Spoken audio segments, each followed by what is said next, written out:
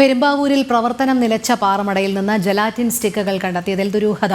കേന്ദ്ര അന്വേഷണ ഏജൻസികളും വിവരങ്ങൾ ശേഖരിക്കുകയാണ്. ഓടക്കാലിക്ക് സമീപം മണ്ണൂർ മോളോത്ത് പാറമട കുളത്തിൽ നിന്ന് 9 ചാക്ക് ജലാറ്റിൻ സ്റ്റിക്കുകളായിരുന്നു കണ്ടെടുത്തത്.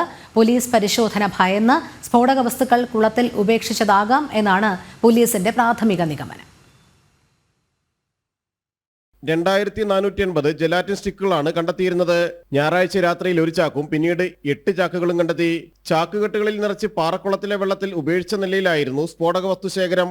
മീൻ പിടിക്കാൻ എത്തിയവരുടെ വലയിലായിരുന്നു കുടുങ്ങിയത്. പെരുമ്പാവൂരിൽ നുഴഞ്ഞുകയറിയെത്തിയ ബംഗ്ലാദേശികളുടെ സാന്നിധ്യവും ഭീകരവാദ ഗ്രൂപ്പുകളുടെ സ്വാധീന കേന്ദ്രങ്ങളും നേരത്തെ തന്നെ കണ്ടെത്തിയിട്ടുള്ളതിനാൽ സ്ഫോടക വസ്തുശേഖരം ഒളിപ്പിച്ച നിലയിൽ കണ്ടെത്തിയതിൽ വലിയ ദുരൂഹത നിലനിൽക്കുകയാണ്. കേന്ദ്ര സംസ്ഥാന രഹസ്യാന്വേഷണ വിഭാഗങ്ങളും അന്വേഷണ ഏജൻസികളും വിവരങ്ങൾ ശേഖരിച്ചിട്ടുണ്ട്. മറ്റെവിടെയെങ്കിലും ഒളിപ്പിച്ചിരുന്ന സ്ഫോടക വസ്തുക്കൾ പിന്നീട് വെള്ളത്തിൽ താഴ്ത്തിയതാണോ എന്നും സംശയമുണ്ട്. 1 വർഷം മുമ്പ് പെരുമ്പാവൂരിലെ പാറമടകളിൽ വ്യാപക റെയ്ഡ് നടന്നിരുന്നു.